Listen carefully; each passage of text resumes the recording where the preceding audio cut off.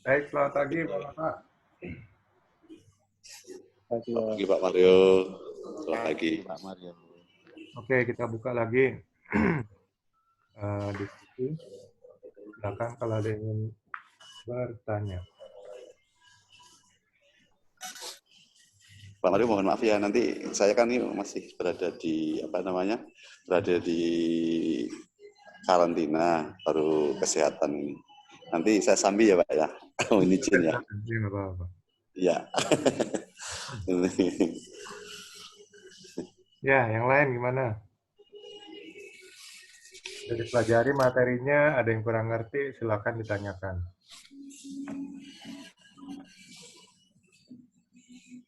Kalau nggak nanya berarti udah ngerti semua gitu. Sudah ahli semua Pak itu Pak.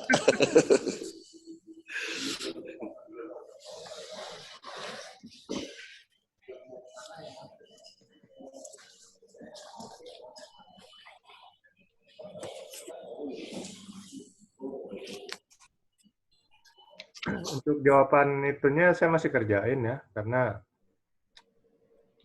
kemarin juga repot, saya harus bikin seminar, materi sendiri, terus jadi saya lagi menyelesaikan untuk jawaban pertanyaan-pertanyaan untuk yang sudah ada.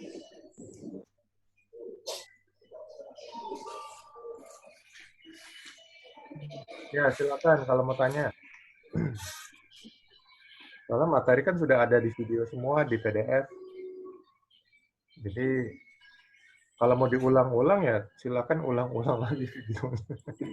Bolak-balik ya Pak. Kalau saya ulang di sini. Sudah ngelotok ya. Sudah ngelotok.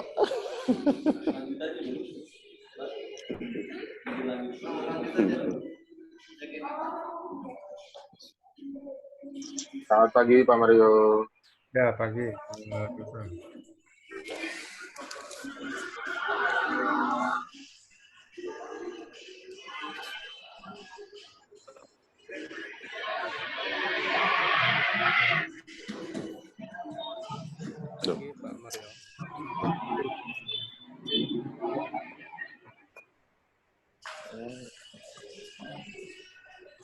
Ya, saya buka forum diskusi tanya jawab ya.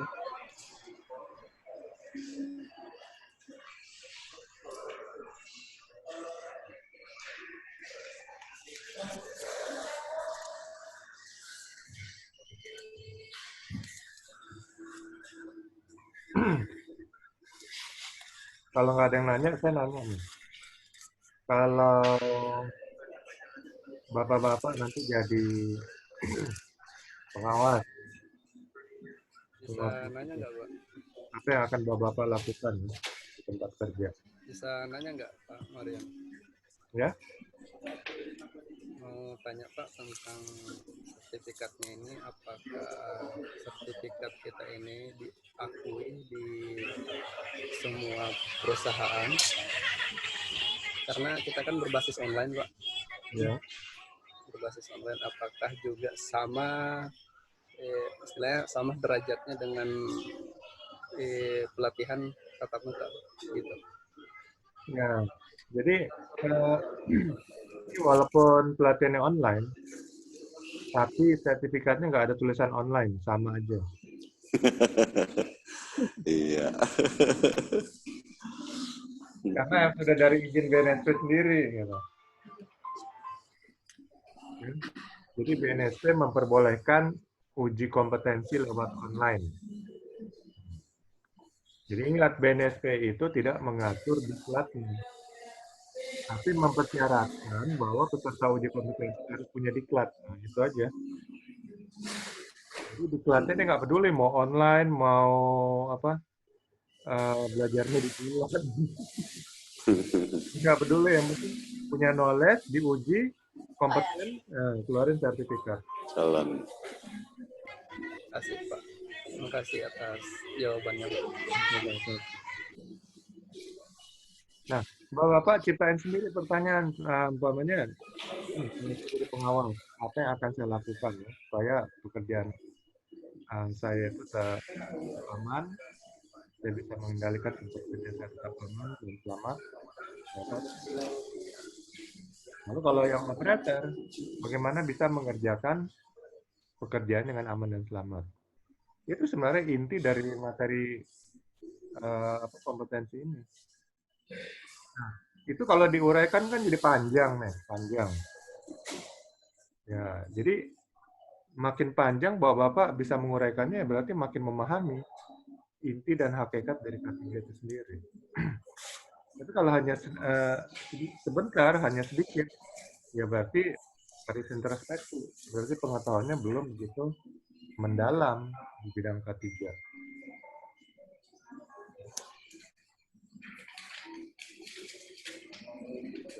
Jadi gali terus pengetahuannya di bidang K3. K3 ini sebenarnya bisa digali dengan lebih mendalam. Percabangannya nanti banyak ya. Kalau dari Kemenaker aja sudah ada bidang K3 umum, K3 pesawat angkatan udara, K3 pesawat tenaga darat, kemudian K3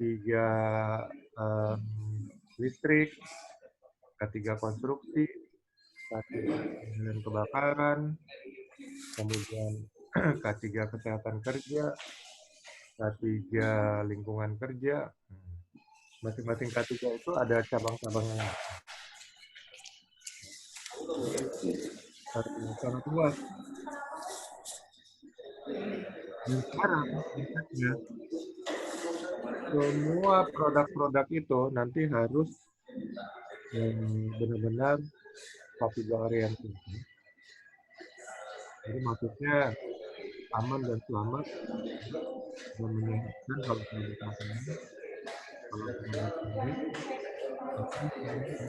saat pemakaian.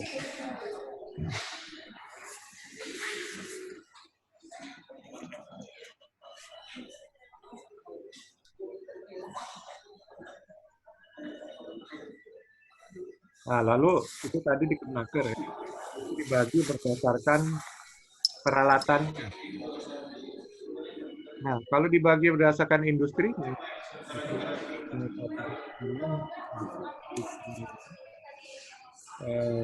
migas, ada kategori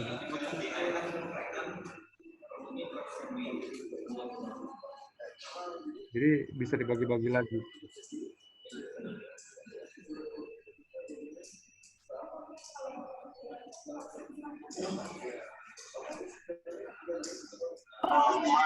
Pak Mario, saya mau tanya, tapi ini suaranya berisik nggak ya? Karena saya di pinggir jalan ini kebetulan. Nggak apa-apa. Ya Pak, mungkin ini harusnya di awal ya ditanyain. Saya tuh ini Pak mau menanyakan. Jadi kan tadi kan Bapak bahas tentang K3 Kemenaker, ya kan, yang dibagi per alat. Nah, di yang saya tahu Pak, misalnya kayak di konstruksi ada persyaratan misalnya setiap berapa ratus orang, misalnya lebih dari 100 atau lebih dari 6 bulan butuh ahli K3 muda berapa orang, ahli K3 media berapa orang. Terus kalau misalnya di perusahaan kayak P2K3 harus butuh 1 orang ahli K3 umum, atau di migas biasanya ada persyaratan-persyaratan butuh ahli K3 BNSP atau operator atau pengawas seperti itu. Nah, ini kan sebenarnya saya tuh lebih ke coba-coba ya Pak, pengen nambahin sertifikasi aja gitu.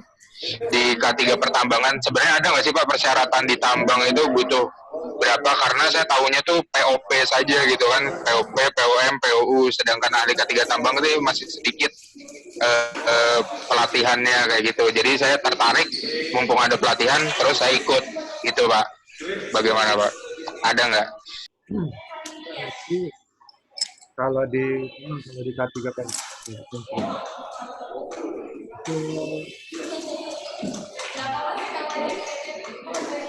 menteri kayaknya diribut apa desain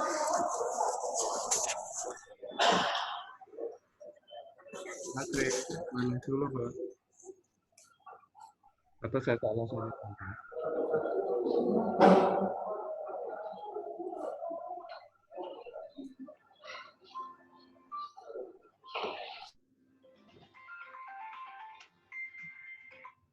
Halo. Pur. Oke. Di K3 konstruksi memang melihat ya, jadi tergantung jumlah karyawannya atau jumlah pekerja di konstruksinya berapa orang, itu mereka mensyaratkan harus ada berapa ahli muda K3 konstruksi. Semakin besar harus ada ahli madya. Dan kalau proyek konstruksinya skalanya sangat besar, ada ahli utama, ya. Ahli utama dibantu ahli madya, dibantu ahli muda lagi. Nah, konsep ini maksudnya adalah supaya pekerjaan berisiko tinggi itu benar-benar dapat pengawasan yang efektif. Itu intinya. Nah, kalau di K3 pertambangan, ini makanya regulasinya mungkin nggak sama ya, karena masing-masing institusi seperti Menteri Pekerjaan Umum, Kementerian Pekerjaan Umum, sama SDN tentu punya pertimbangan yang berbeda-beda. Nah, kalau di pertambangan itu semua pengawas tuh wajib sertifikasi POP.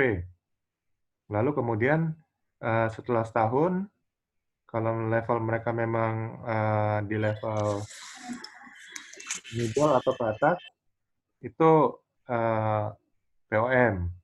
Lalu kalau ada di top manajemen, ambil PU. Jadi itu. Jadi semuanya ya, bukan dibatasi harus di berapa, tapi semuanya. Dan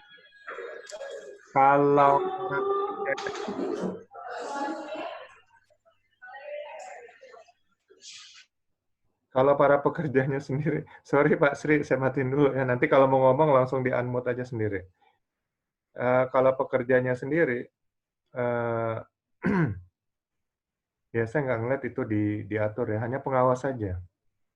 Karena mungkin pemikirannya beda ya, bahwa pengawas itu, kalau di teori domino S.W. Hendrik itu, domino pertama inilah pengawas, ya, manajemen. Jadi kalau pengawasnya efektif, maka domino lanjutannya nggak akan jatuh. Kalau pengawasnya efektif, tidak akan ada tindakan tidak aman, kondisi tidak aman yang merupakan penyebab langsung dari kecelakaan kerja. Ya mungkin konsepnya seperti itu, jadi pengawas yang dipentingin. Ya. Itu kalau di pertambangan. Jadi ada pengawas, ada ahli muda. Ahli muda itu mungkin ya mengawasi juga manajemennya. Jadi lebih ke manajemen, ahli muda, ahli madya, ahli utama. Sedangkan pengawas, ini fokusnya ke pengawasan langsung di lapangan. Jadi keduanya ini nanti bekerja sama antara ahli muda, ahli madya, ahli utama pertambangan dengan pengawas pertama, pengawas madya, pengawas utama. Yaitu konsep masing-masing berdasarkan pemikiran masing-masing institusi ya, berdasarkan pemikiran kementeriannya. Karena mungkin mereka melihat di pertambangan lebih cocok dengan pengawasnya nih yang disertifikasi.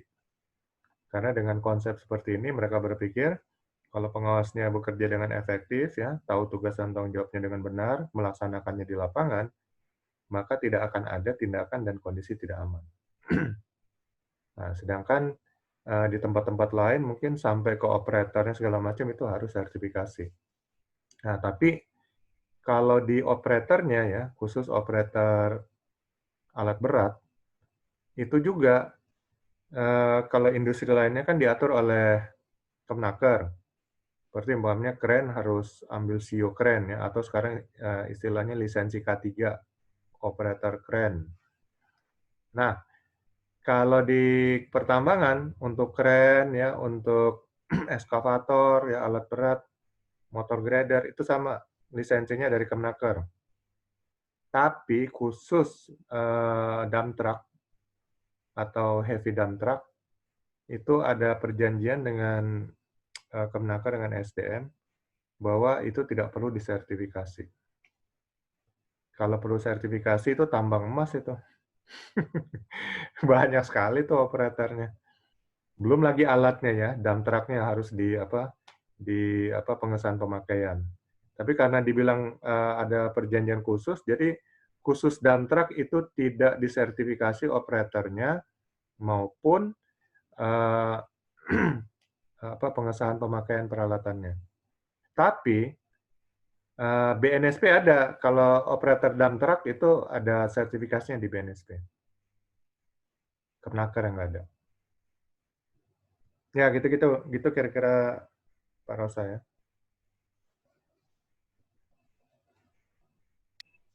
Siap, makasih Pak. Ya, kurang lebih itu sih yang mau saya tanyakan. Sama ini Pak, ada lagi satu pertanyaan nih Pak, terkait yang mungkin ada hubungannya sama formulir asesmen untuk penilaian diri, di mana mungkin teman-teman yang lain di sini, bapak-bapak yang lain, kan di sini ada yang pekerja ya rata-rata. Kebetulan ini saya dalam posisi job seeker, pencari kerja untuk saat ini. Dalam saat pengujian itu, apakah nanti ada kayak ditanyakan misalnya saudara ini dari perusahaan apa atau gimana, dan ada masalah nggak misalnya kalau saya itu sebagai mandiri nanti gitu. Nah, seperti itu. Kalau untuk BNSP saya rasa nggak bermasalah ya. Kalau di Kemnaker memang harus mewakili satu institusi. Jadi kalau operator dia kerjanya di mana gitu kan. Kemudian kalau dia ahli, nah dia nanti ahli untuk mewakili organisasi apa atau perusahaan apa. Nah, jadi kadang-kadang kami akalin pakai, umpamanya ada perusahaan sister company kami ya. Kalau dulu pakai Indo Training juga boleh, sekarang kayaknya dimarahin gitu. Ini training mulu. Nah, jadi kalau di Kemnaker kayaknya memang harus sudah punya pekerjaan dulu. Atau kalau ada juga yang mahasiswa atau ini yang mau ikut, ya kita akalin aja bagaimana pakai Indo Inspeksi, umpamanya kan kami ada untuk perusahaan inspeksi Indo Inspeksi. Jadi seperti itu. Kalau di BNSP kayaknya saya belum dengar ada keluhan-keluhan soal harus kerja dulu atau punya institusi. Karena nanti di sertifikat juga nggak disebutkan institusi. Kalau di Kemnaker sebutkan ya, nama perusahaan itu ada tuh. Kalau di BNSP hanya mencantumkan nama aja, nama pesertanya siapa, lalu bidangnya nanti apa dia kompeten. Udah gitu aja. Ini kayaknya nggak, kalau BNSP nggak. Nah. Tapi nanti ada petunjuk juga, biasanya Kamis malam nanti ada cara pengisian, nah mungkin situ ada tanya jawab. Ya. Oke, siap Pak. Makasih infonya. Itu saja paling. Oke, siap. Yang lain gimana? Ada pertanyaan?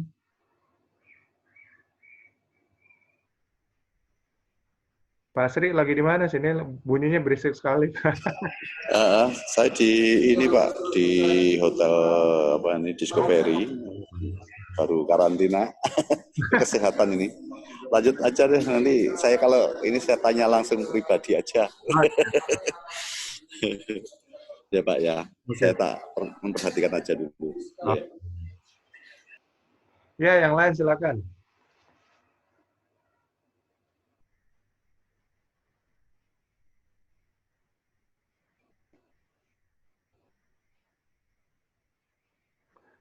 Kalau menurut saya sih sebenarnya dalam saat wabah ini ya diuntungkan ya untuk ikut sertifikasi, karena selain harganya murah, tidak perlu hadir satu tempat ya, bisa dari mana aja Anda ikutin. Bahkan sekarang sudah ada videonya, tinggal pakai video. Lalu sertifikatnya sama aja dengan sertifikat offline atau tatap muka. Jadi ya kalau yang tahu itu mereka, wah ini kesempatan nih. Karena kalau mungkin nggak wabah sudah berakhir, kembali ke kehidupan seperti biasa, ya harus harganya juga nggak segini, lebih tinggi gitu ya. Dan harus hadir satu tempat berhari-hari. Jadi sebenarnya ini opportunity ya, kesempatan banget menurut saya. Tapi banyak yang nggak tahu gitu. Jadi kalau ada teman kasih tahu aja kesempatan gitu. Ya Pak, ya betul Pak. Saya juga sempat mikir-mikir gitu, makanya saya ngambil yang pertambangan ini karena jarang pelatihannya. Dan rata-rata kebetulan saya di Pulau Jawa, ini rata-rata yang pertambangan di ini di Kalimantan atau di mana gitu. Jadi ya sudah saya ikut aja nih mumpung online, ditambah ujiannya pun sekarang cuma ujian online tatap muka kan, biasanya ada tulis dan lain-lain. Ya benar, jadi ujiannya juga lebih susah kalau lagi offline gitu ya. Dan wawancaranya juga itu lebih sulit karena asesor akan santai, nunggu jawaban, nggak dikejar-kejar kuota gitu kan. Jadi mereka lebih nanya lebih detail. Kalau ini asesor mikir-mikir juga kuota gue nih gitu kan. Nah, jadi dia cepet-cepet aja gitu. Dan nggak ada ujian tulis juga. Jadi keuntungannya di sini.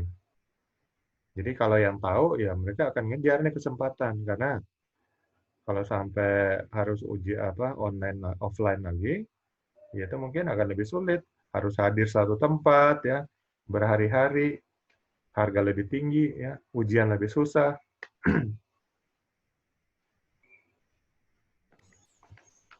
Betul Pak. Sama dengan Pak Rosa juga, saya dengan pencari kerja juga Oh, karena baru resign dari tempat, makanya beralih profesi dari tim medis mau coba-coba masuk ke ahli K3 dulu. oke. Ya, mudah-mudahan sukses. Ya, amin Pak. Amin Pak. Ya, kita harus ngambil keputusan, melakukan persiapan, karena yang namanya keberuntungan itu adalah bertemunya kesempatan dengan persiapan. Jadi kalau ada kesempatan kita belum siap, sama aja nggak beruntung. Tapi saat kita sudah siap ya mempersiapkan diri, knowledge, sertifikat, begitu ada kesempatan, maka kita mungkin yang akan dapat meraih kesempatan tersebut ya. Jadi keberuntungan adalah bertemunya kesempatan dengan persiapan. Nah, jadi bagus Pak Sarudin dengan Pak Rosa sudah melakukan persiapan ya. Tinggal nanti nunggu-nunggu kesempatan ini. Terima kasih Pak. Ya. Tapi ingat, kesempatan itu bukan ditunggu juga, diusahakan ya. Kita menciptakan kesempatan gitu. Jadi dicari kan, nah cari kesempatan.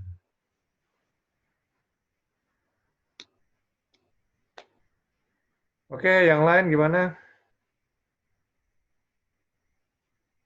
Ada pertanyaan?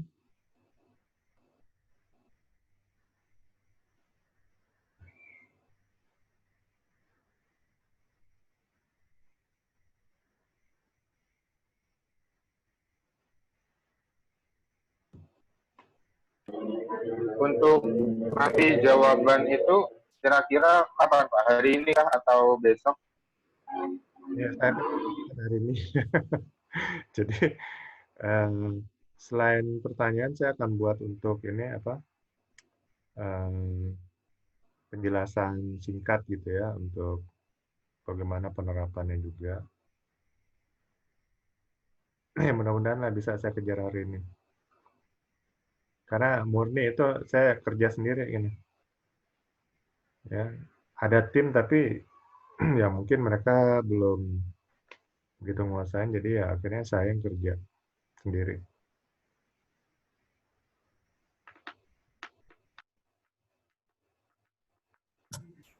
Pagi Pak Mario. Pagi Pak Ahmad. Ya, sorry telat nih Pak, tadi internetnya agak masalah nih, jadi telat loginnya. Wow. Ini saya lagi lihat-lihat link yang dikasih di WhatsApp grup nih Pak. Berapa saya udah lihat di YouTube-nya untuk yang pengawas uji kompetensinya yang 1-8 sama diskusinya. Cuman yang di WA grup ini ada 2 yang mungkin kurang familiar nih, judulnya pengawas K3 Migas 3 UKAPAR Permit Forcible. UKAPAR ini apa Pak ya? Oh, unit kompetensi. UK itu unit kompetensi. UKAPAR ini Pak. UKAPAR Permit Forcible. pengawas K3 Migas 3 UKAPAR. 3 unit kompetensi, parnya itu materinya kayaknya. Ya, judul unit kompetensi. Materinya kan permit forcible kan ya? Ya, jadi Oh, APAR kali ya. UK, APAR, permit forcible gitu kali ya. ya Kegabung ya. ada 3 itu judul-judulnya apa? Forcible sama ini. Iya, iya, iya, oke. APAR, permit sama forcible. Ya. Oke, oke, oke. Karena kalau saya tulis lengkap-lengkap kepanjang ya. Iya, tapi nggak familiar jadinya. Kegabung. Oke deh, Pak. Oke.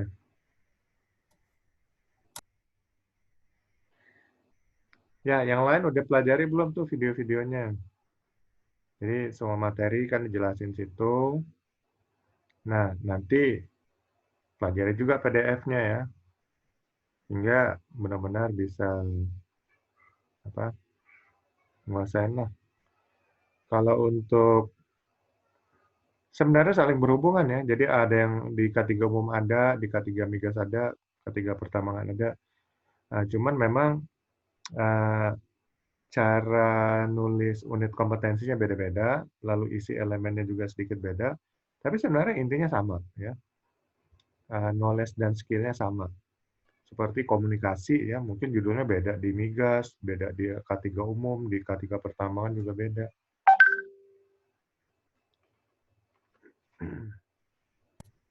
4 file PDF aja ya, Pak Mario ya? Ya, 4 file PDF aja ya yang di WhatsApp group ya? ya kalau mau nambah untuk pengawas saya masih banyak nih yang file lain. Cuman saya takut kan sedikit aja dikasih belum tentu ditonton. Apalagi saya kasih banyak gitu. Iya, soalnya yang di PDF-nya nggak ada yang pengawasnya nih, Pak. K3 umum sama migas aja ini. Hmm, saya coba cek dulu ya. Yang 1-13 saya udah lihat yang dari video. Cuman tak lihat jadi materinya kurang banyak. Kan lebih banyak menekanan ke upaya pemadaman kebakaran dan emergency responnya kan ya? Ya, emang itu kalau migas. Ya kalau bisa kasih materinya deh Pak, kalau ada tambahan Pak. Oke, oke. Baru lihat dari yang video pertanyaan-pertanyaan aja sih, baru lihat dari 3 video sih, yang kompetensi 1-4, 5-8, sama diskusi itu. Oke. Makasih Pak Mario. Iya, sama-sama. Oke, yang lain ada yang ingin tanya?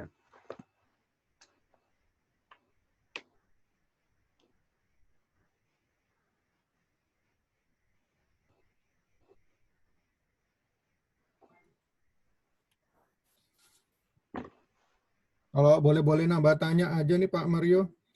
Kalau saya lihat di daftar agendanya Indotrain, itu kan ada beberapa macam training ya.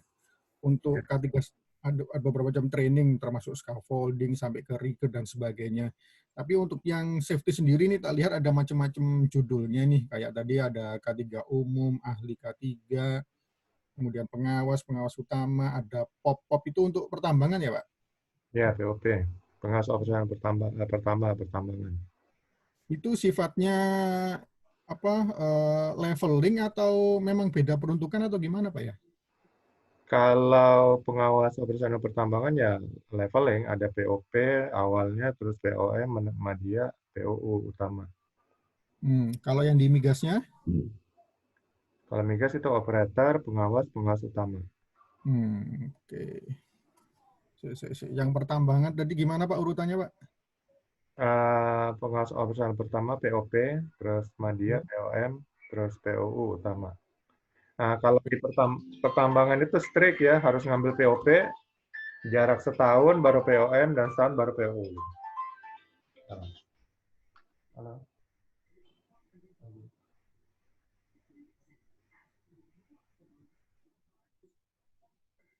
Ya, itu ya. Pak Mario, untuk POP kapan Pak? Kita akan adakan lagi kapan ya? Kalau POP tiap minggu kan. Oh, tiap minggu? Angkatan itu ada. Cuma saya Oh, ya udah. jam sore nih. Oh, gitu ya. Oke, baik. Kita koordinasi sama Mbak Elinya. Tapi kalau saya lihat dari lowongan-lowongan kerja itu biasanya mensyaratkannya ya cukup operator aja kan Pak ya? Atau ada beda-beda peruntukan ya? Beda lah tergantung levelnya Pak. Kalau memang mereka butuh operator ya operator aja mungkin. Ya, kalau mereka cari apa level manajemen atau pengawas ya mungkin sesuai dengan apa mereka akan cari yang sudah POP. Nah, kebanyakan perusahaan juga perusahaan pertambangan ya. Mereka supaya nggak repot, mereka nyari yang sudah punya BOP. Kalau ini yang perusahaan yang mau repot ya mereka yang trainingkan sendiri BOP-nya karena wajib ya untuk ini pengawas. Oke, oke Pak. Ya Pak, itu Pak, mungkin ada lanjutan pertanyaan nih dari yang tadi. Setahu saya kan POP itu kan ada masalah kayak misalnya punya anak buah seperti itu kan. Nah, berarti nanti ketika POP memang harus perusahaan atau kan karena di sini ada beberapa teman saya yang mengikuti pelatihan POP dari dulu ketika mereka masih fresh graduate gitu baru lulus langsung ngambil. Nah itu sebenarnya baiknya tuh ketika sudah punya pengalaman atau baru fresh graduate gitu bisa langsung ambil. Saya soalnya ngambil pertambangan ini juga karena persyaratannya kayak masih bisa saya masuki gitu. Kalau POP saya ngerasa belum pernah ada pengalaman di tambang gitu. Ya, emang persyaratannya untuk POP kalau lulusan SMA itu pengalaman pertambangan 10 tahun. Kalau lulusan D3 itu 3 tahun. S1 pengalaman pertambangan 1 tahun. Tapi dalam pelaksanaannya, mau pengalaman di pertambangan mau enggak, itu pokoknya bisa ngambil gitu loh. Kalau baru lulus, ya, jadi S1 umpamanya, ya dia mungkin usahakan cari ya pengalaman satu perusahaan ada buktinya ya dia bisa ikut. Nah, cuman gini, jangan sampai nanti orang BNS itu juga akan hitung-hitung umur nih. Umpamanya dia tamatan SMA, ya, level SMA. Lalu umurnya baru 24 tahun, mau ngambil POP. Dilihat dong, orang tamatan SMA itu paling muda kira-kira 17 tahun gitu kan. Ini 24 tahun, sudah mengambil POP, pengalamannya nggak mungkin 10 tahun. Nah gitu, langsung ditolak gitu.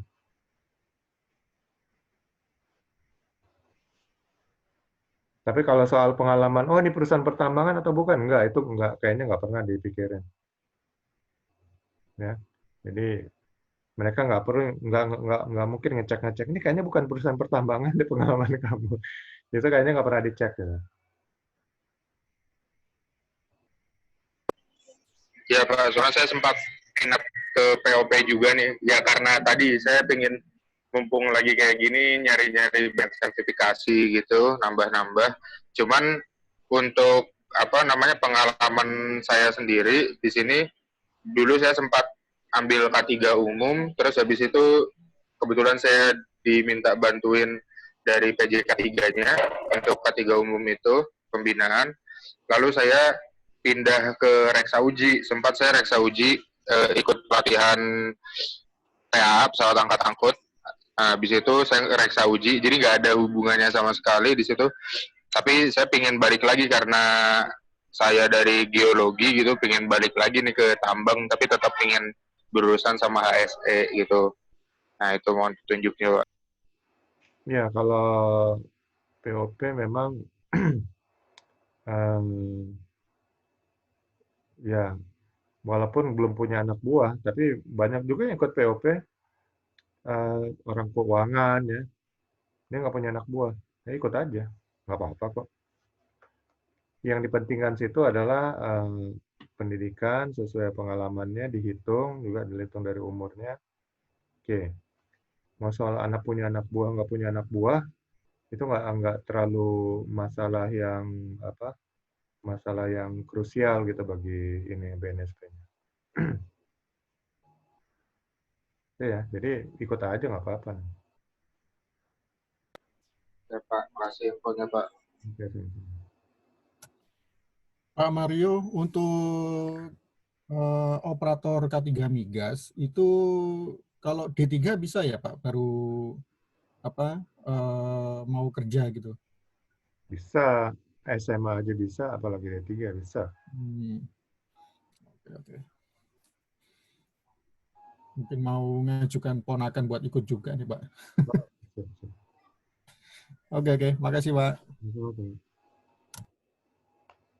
Oke, yang belum ada suara ini Bung Rino, Abdul Munif, Munif, Pak Rahmat ya. Ayo, silakan Pak suaranya.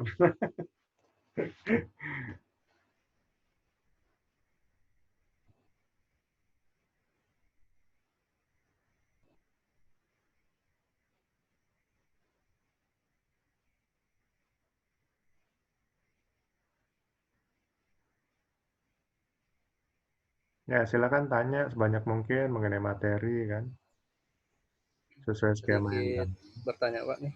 Pak, silakan. Yang kan meskipun basicnya saya belum terjun ke K3 umum langsung, tapi di tempat kerja saya sebelumnya kan ada pernah kejadian ini, cuman sharing aja Pak. Apakah ada tindakan atau sanksi oleh perusahaan? Karena kan di sini dalam persyaratan untuk anggota P2K3, yaitu dari anggota P2K3 itu bersifat privat, terdiri dari unsur pengusaha, pekerja yang susunannya terdiri dari ketua ya. Jika seumpama dia di dalam suatu perusahaan atau di lingkup perusahaan ada terjadi kecelakaan, kayak kecelakaan kerja bersifat fatal, mengakibatkan meninggal dunia. Tapi dalam unsur perusahaan itu kan dalam bentuknya P2K3, laporannya ke Disnaker, terus permohonan untuk pengesahan. Tapi kalau seumpama alurnya itu tidak diikutin, apakah perusahaan itu kena sanksi Pak? Atau ada salah satu teguran dari Disnaker Pak? Tolong pencerahannya Pak. Ini maksudnya P2K3 atau kecelakaan kerja? Ya, dia kan P2K3-nya Pak, tapi struktur P2K3-nya tapi dia kecelakaan kerja Pak. Apakah wajib juga dilaporkan ke Disnaker tapi tidak di pihak perusahaannya tidak melaporkan Pak bahwa ada kejadian kecelakaan kerja Pak? Nah, menurut Permen 3 tahun 98, setiap kecelakaan kerja itu wajib dilaporkan ya. Jadi kalau nggak dilaporkan ya mungkin ada sanksi nanti.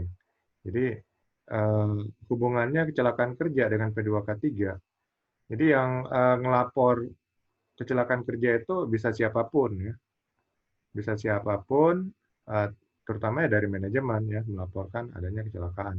Tapi biasanya kalau ngelapor itu mungkin orang HRD atau orang HSE.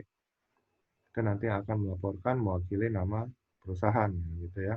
Karena menurut permen itu juga maksimal 2 kali 24 jam itu sudah harus laporan masuk. Jadi mungkin lisan dulu ya kasih tahu, soal laporan lengkapnya mungkin belakangan. Jadi harus kasih tahu dulu ya. Nanti laporan lengkap berdasarkan form yang resmi dari Disnaker itu nanti dilaporkan ya. Karena di situ harus ada tindakan tidak amannya apa, KTA-nya apa ya, kemudian penyebab dasarnya, rekomendasinya. Jadi memang harus dilakukan investigasi dulu. Baru laporan lengkap bisa dilaporkan. Nah, untuk melapor nggak perlu P2K3 ya. Bisa siapapun ya yang mewakili organisasi. Tapi nanti laporan lengkap mungkin bisa ya lewat P2K3. Nah, P2K3 ini adalah organisasi bipartit ya. Artinya antara pengurus atau manajemen dengan karyawan. Jadi Disnakers ini nggak terlibat, bukan tripartit ya. Jadi hanya antara manajemen dengan karyawan dan Disnaker hanya mengawasi dan mengesahkan. Jadi nanti disahkan oleh Dinas Tenaga Kerja Provinsi setempat. Namun mereka nggak terlibat dalam strukturnya. Mereka hanya ngawasin aja. Ya, gitu kira-kira Pak. Terima kasih Pak. Oke. Oke Pak, pengen lanjut pertanyaan Pak. Ya, silakan. Selamat pagi Pak Mario. Lagi. Halo, selamat pagi Pak Mario. Lagi. Selamat pagi. Iya Pak, saya mau menanyakan mengenai kompetensi di nomor 8. Jadi story-nya hari ini saya kan sudah memiliki untuk operator K3 Migas. Ya. Nah ini saya mau tahapannya naik ke pengawas. Kalau saya melihat dari komposisi pertanyaan-pertanyaan di APL ini, ada unit kompetensi nomor 8 yang memang saya belum pernah melakukan. Tapi kalau nomor 1 sampai dengan 7, itu secara implementasi sudah dilakukan setiap harinya di dalam aktivitas pekerjaan.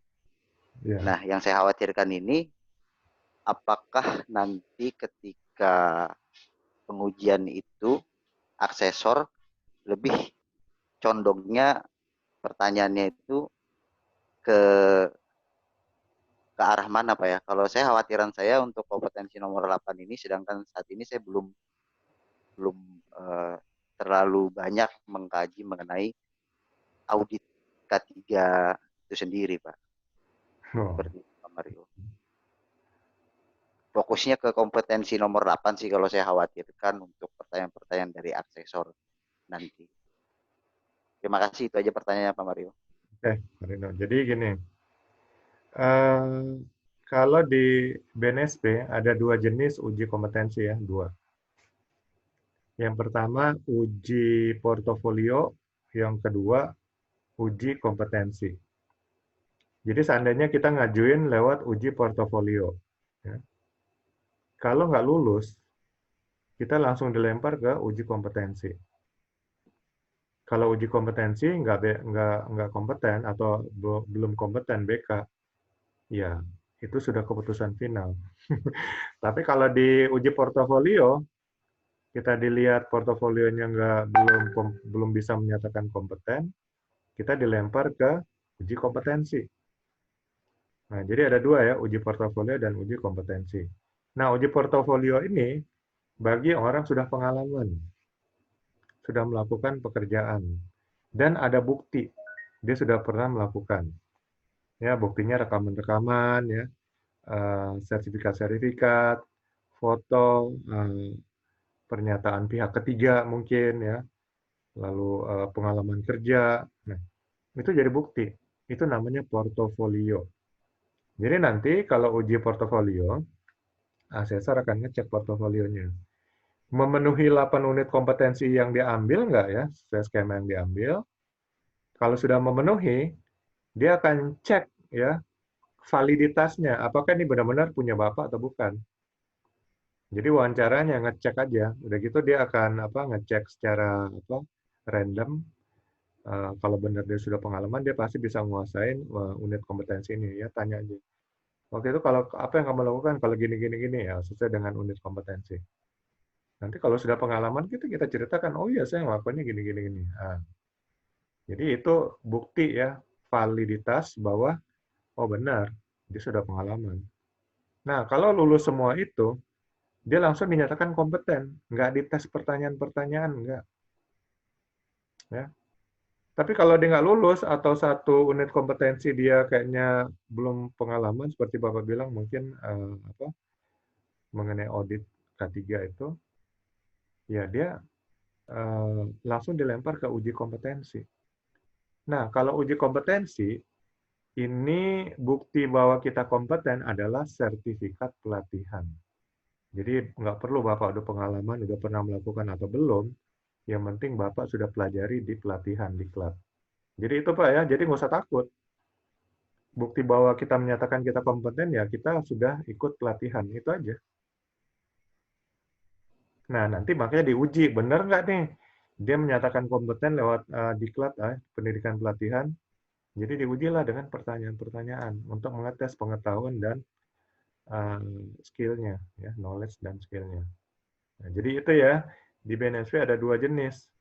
Uji kompetensi, ada uji portofolio.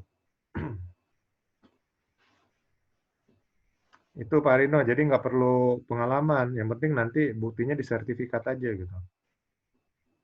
Baik, Pak Mario.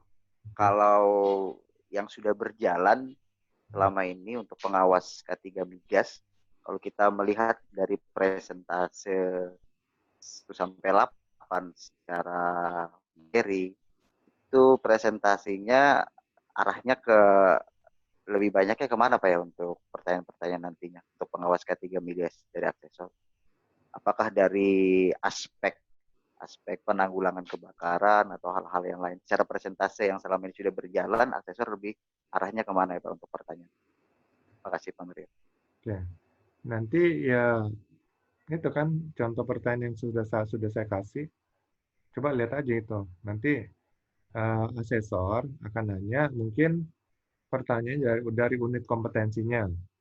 Atau kalau dia mau lebih detail, dia nanya dari elemen-elemen kompetensi itu. Ya. Kemudian kalau dia mau lebih detail lagi, dia lihat Anda menguasai, dia akan nanya dari kriteria unjuk kerjanya. Itu detailnya.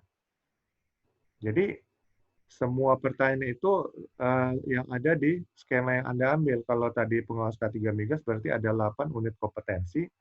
8 unit kompetensi ini akan ditanyakan ya untuk melihat Anda kompetensinya di ke-8 unit kompetensi. Jadi kalau Anda dinyatakan kompeten berarti 8 unit kompetensi ini Anda kuasai semua ya. Skill dan knowledge-nya itu untuk uji kompetensi. Kalau Anda ambil uji portofolio, 88 unit kompetensi ini Anda punya pengalaman di situ. Itu kalau uji portofolio.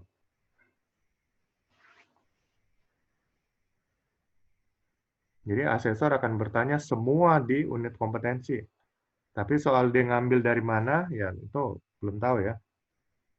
Tapi kalau dia lihat orangnya pemula, dia akan nanya secara general, mungkin dari judul unit kompetensinya. Tapi kalau dilihat Anda sudah sedikit pengalaman, kompeten, dia akan nanya dari elemen kompetensi atau langsung dari kriteria unjuk kerja. Nah, contoh yang saya kasih ke kalian, Bapak-Bapak itu sekalian, itu saya ambil dari unit kompetensi dan elemen kompetensi. Jadi nanti siap-siapkan aja kalau ditanya dari kriteria unjuk kerjanya, sehingga sudah siap. Tapi biasanya rata-rata asesor mengambil dari unit kompetensi sama elemen kompetensi.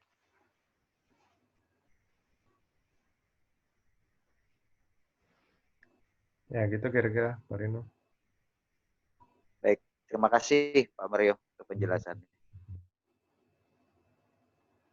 Oke, silakan yang lain kalau masih ada yang ingin tanyakan. Pak, mana ya Pak? Oke, silakan. Asesor nanti melihat latar belakang kita nggak Pak? Kan tadi kita di awal tuh ngirim CV seperti itu ya Pak ya? Ngirim CV, apakah dia melihat latar belakang kita baru menyesuaikan atau langsung tanya-tanya saja gitu? Mulai apa kayak tadi kalau taunya dia adalah ujiannya bukan yang ini, bukan uji portofolio, ya udah langsung tanya sesuai unit kompetensinya gitu, atau gimana Pak melihatnya? Ya. Asesor punya etika juga, ya kenalan dulu dong. Jangan langsung ujuk-ujuk datang, langsung nanya. Nggak ada etika, basa-basi, atau kenalan. Biasanya gitu, ya asesor diajarin punya etika juga ya. Jadi mungkin ya kenalan dulu, ya tinggalnya di mana Pak, kerjaan di mana, basa-basi lah gitu ya.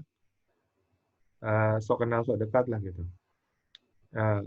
Nggak mungkin langsung ujuk-ujuk, tek, langsung nanya gitu. Kecuali dia udah kebelet banget mungkin ya. Kebelet. Tapi enggak lah. Asesor tuh harus punya etika ya, ada kode etiknya juga lah ceritanya untuk ini. Jadi biasanya basa-basi dulu Pak, kenalan atau apa. Sama, semua auditor, asesor, inspektor, itu selalu punya kode etik ya, ada etikanya. Ya, rata-rata yang diajarin kayak gitu.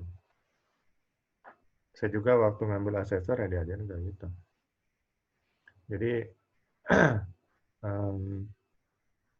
Ya saya nggak tahu sih, masing-masing asesor kan punya kepribadian masing-masing.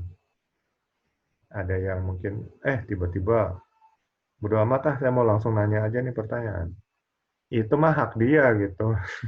Jadi kita sebagai peserta yang diuji ya siapa aja, dia mau langsung nanya ya itu hak dia. Tapi biasanya etikanya ya kenalan dulu gitu kan. Gitu ya, Pak Rosa. Pak Mario, Ya, ada silakan. satu lagi nih Pak yang saya mau tanyakan, tapi ini terkait untuk mekanisme pelaksanaannya Pak. Ya, ya, silakan. Itu mekanismenya pada saat kita ujian nanti, untuk durasi time-nya itu, untuk satu peserta itu diberikan berapa menit, terus kemudian untuk pelaksanaannya metodenya seperti ini Pak ya. Kita dikumpulkan bersama terus kemudian eh, satu persatu diberikan waktunya itu berapa menit. Itu saja sih cara mekanismenya aja yang saya tanyakan Pak Mario. Terima Oke. kasih. Jadi nanti untuk ujiannya one on one, satu-satu. Jadi langsung berhadapan nih dengan asesor. Ya, jadi eh, peserta lain nanti nunggu ada waktunya ya, ada jamnya sendiri. Kemudian soal lamanya itu nggak dibatasin sih, tapi biasanya antara setengah sampai 1 jam lebih gitu rata-rata. Nah itu juga rata-rata. Kalau asesor belum ketemu ya, belum yakin ini orang kompeten atau belum kompeten, dia akan tanya terus. Jadi eh, yang namanya uji kompetensi ini adalah menilai bahwa Bapak itu kompeten atau belum kompeten pada hari jam itu ditanyakan. Nah, asesor nggak peduli besok Bapak lupa atau apa, yang penting pada hari dan jam ditanya, itu bisa jawab. Itu aja buktinya. Kan nanti ada rekamannya nggak akan mungkin disampaikan ke BNSP. Jadi nggak sembarangan ya, wah asesor bisa ngatur. Nggak, dia harus memiliki bukti. Ya. BNSP juga akan lihat, ini jangan enaknya aja main bilang kompeten, mana buktinya gitu kan. Nah, gitu loh Pak. Jadi ada rules-nya, ada aturannya juga.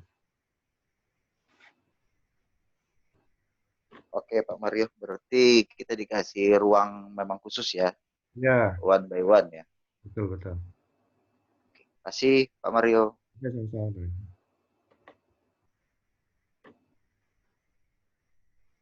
Oke, silakan kalau ada yang masih ingin tanya. Nanti Kamis malam juga ada penjelasan ya dari Mbak Elis itu mengenai apa satu. Walaupun kayaknya videonya sudah ada, tapi nanti mungkin ada mungkin penjelasan tanya jawab berikutnya. Nah, biasanya yang nemenin asesor itu Mbak Elis mungkin jadi dia lebih tahu banyak karena asesornya sama aja ya dari angkatan-angkatan lalu sampai sekarang. Nah, dia mungkin lebih kenal. Kalau saya enggak, kalau saya hanya apa? Kalau saya ngajar ya nggak bisa, nggak mungkin jadi asesor. Jadi itu melanggar kode etiknya ya. Makanya saya sama sekali nggak campurin kalau udah assessment. Nggak pernah muncul, nggak pernah ngeliat gitu. Nah, nanti kalau mau nanya lebih banyak tentang assessmentnya, yang tahu tuh Mbak Elis, silakan nanti mungkin Kamis malam ya.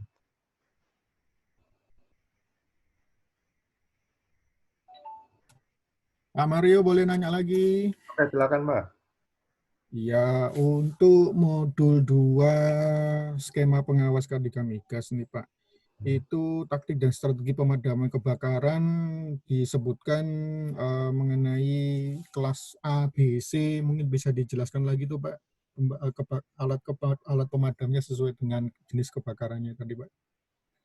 Oke, itu standar NFPA ya, National Fire Protection Association ya, markasnya di New York. Jadi Indonesia menganut standar NFPA berdasarkan Permenaker nomor 4 tahun 80. Nah, itu dibagi atas kelas-kelas ya. Kelas A itu untuk kebakaran benda padat non-logam. Pemadamannya biasanya pakai air. Lalu kelas B, kebakaran benda cair dan gas, itu bahan pemadamnya biasanya busa atau foam. Lalu kelas C, kebakaran instalasi listrik. Itu bahan pemadamnya biasanya karbon dioksida atau CO2. Yang kelas D itu kebakaran logam seperti magnesium ya, susah ini padamkan ya. Jadi kita mungkin jarang ngelihat apa logam terbakar, tapi sekali terbakar tuh logam tuh susah dipadamkan. Nah, itu butuh dry powder bahan kimia khusus untuk kelas D ini ya. Lalu ada dry powder yang biasa untuk kelas A, B, C yang biasa digantung di gedung-gedung.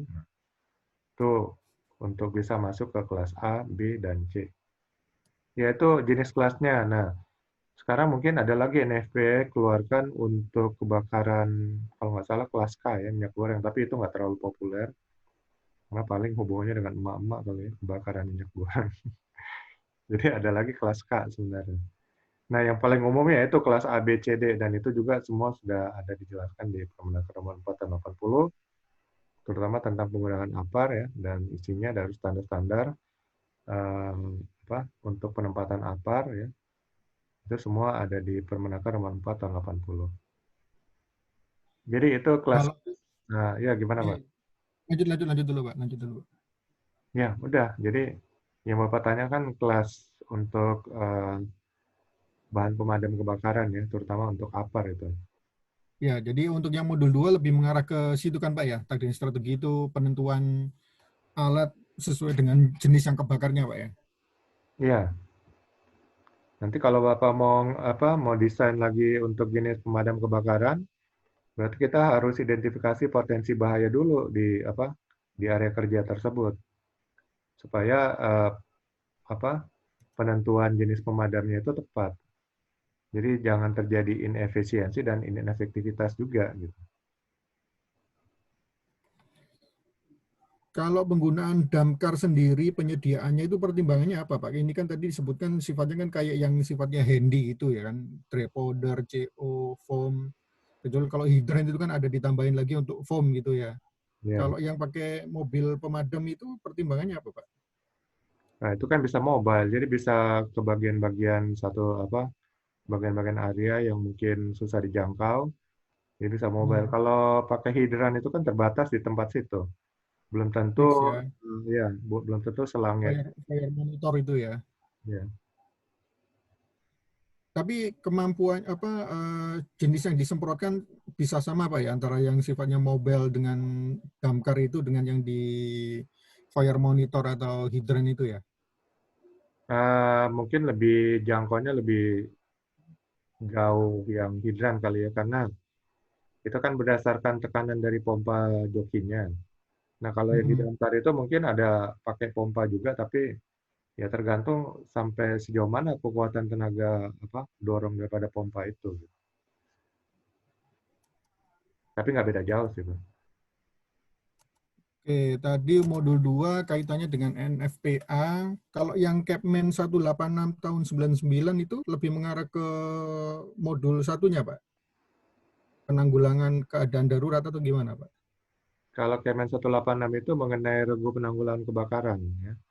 Jadi dibagi lagi kelas D, kelas C, kelas B, kelas A. Nah, kalau penanggulangan kebakaran kelas D itu lebih ke petugas peran kebakaran. Jadi fokusnya itu penggunaan APAR. Ya, walaupun mereka pelajari juga mengenai hidran, tapi mereka fokusnya kepada penanggulangan api kecil. Nah, nanti kalau kelas C ini penanggulangan api besar ya. Mereka sudah mempelajari mengenai konsep untuk sprinkler, untuk penggunaan tulang hidran dan sebagainya. Itu di kelas C. Kemudian di kelas B itu koordinatornya, ya, yang mengkoordinir eh, regu penanggulangan kebakaran. Lalu kelas A ini ahlinya ya, jadi yang advisernya itu ahlinya. Jadi nanti diatur ya tingkat bahaya kebakaran suatu perusahaan apa, sehingga mereka harus memiliki apakah cukup eh, petugas peran kebakaran kelas D, atau mereka harus memiliki regu penanggulangan kebakaran kelas C, dan juga memiliki seorang koordinator yang kelas B, atau kalau tingkatnya makin tinggi ya bahayanya, harus juga memiliki ahlinya yaitu yang kelas A. Nah, itu nanti diatur di Kepmen 186 ya, tahun 99. Kelas A tadi apa Pak? Advisor atau apa Pak tadi Pak? Ya, ahli media sih sebenarnya, atau advisor juga gitu. Advisor.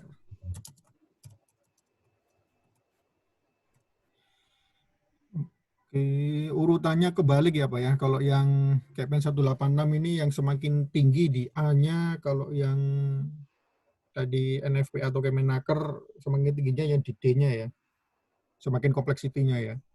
Kalau regunya memang ada levelnya, tapi kalau di kelas pemadam kebakaran sih hanya apa pengaturan simbolnya aja, kelas A ini, kelas B ini. Tadi pengertian kelas di api kecil itu sifatnya gimana? Hanya pakai apar aja atau gimana Pak?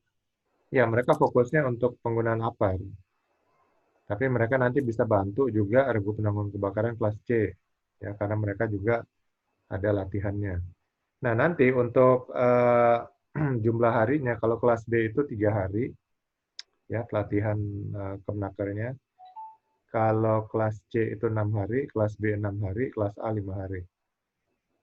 Nah, tapi kalau semuanya digabung, jumlahnya jadinya bisa 16 hari. 6, Kalau yang 5, kalau 3. yang dulu sistem itu masuk ke kelas C Pak ya berarti ya. Ya, masuk kelas C.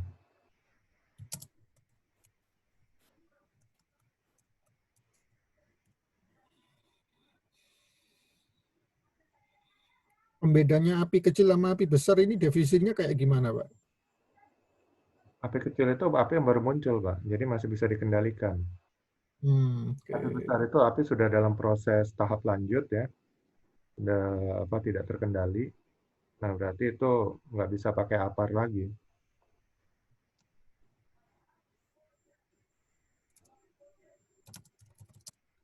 Oke Pak, makasih Pak. Oke, yang lain silakan. Mau menanya.